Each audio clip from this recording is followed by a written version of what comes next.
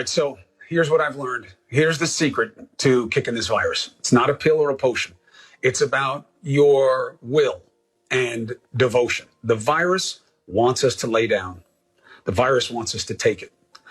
Other than the blessed few, the rest of us who get this are going to have an experience unlike anything else they've ever had.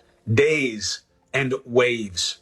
The old notion of get in bed and stay there when you get sick, it sounds great. And if you're really up against it, you need to do as little as possible. I've been there. Trust me, I know. But you can't stay there. Now I'm wise to the beast and its ways. It changes. The fever is just softening us up. It's making your body hurt, so you don't want to move your body because what it wants to do is get in your lungs. That's what it wants to do. I feel it constricting my chest. When I had that chest x-ray done, I saw that infiltrate right away. Now, I also have something else I haven't told you. I have a low IgM level, which is the primary immune response antibody. I've always had a low level, okay? It's not something recent. Could be genetic, it could be cultural, I don't know. But it makes me susceptible to things like bronchitis and crap like that. So there I was on Friday night, okay? I was not going to do the show tonight. I was done.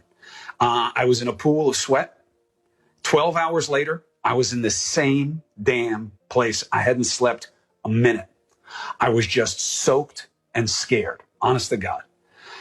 So this doctor calls me up, asks me about my symptoms. He's a pulmonary expert and says, can you get up? I say, yeah, I can get up. He says, do it. He says, can you stretch your torso?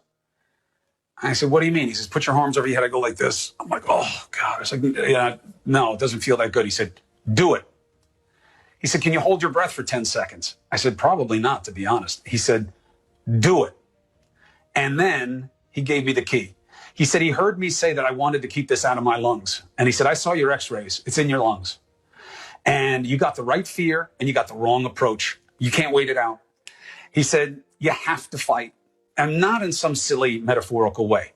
This isn't about like channeling Rocky or Eye of the Tiger. You've got to do the things that will beat this virus. You've got to breathe deep when it hurts. And it hurts. I know it hurts. And I'm not trying to minimize anybody's pain.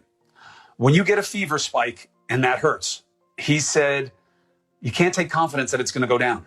There are going to be spikes for at least 10 days when you get a fever.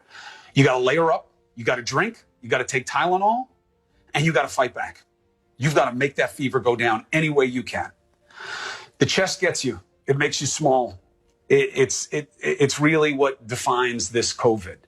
And the COVID is banking on you doing nothing. Your indolence, as the doctors call it. It wants us passive on our backs. It wants us to do nothing.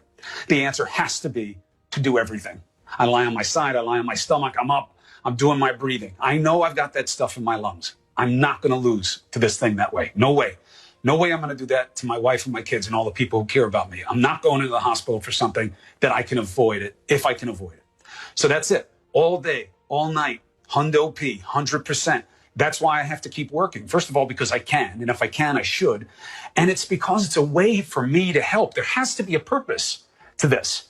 You know, I'm not just going to go through the suck here for some sense of self-satisfaction to make it through. I want to write this all up. I want to get it out to you guys afterwards so you have a better chance against this than I did.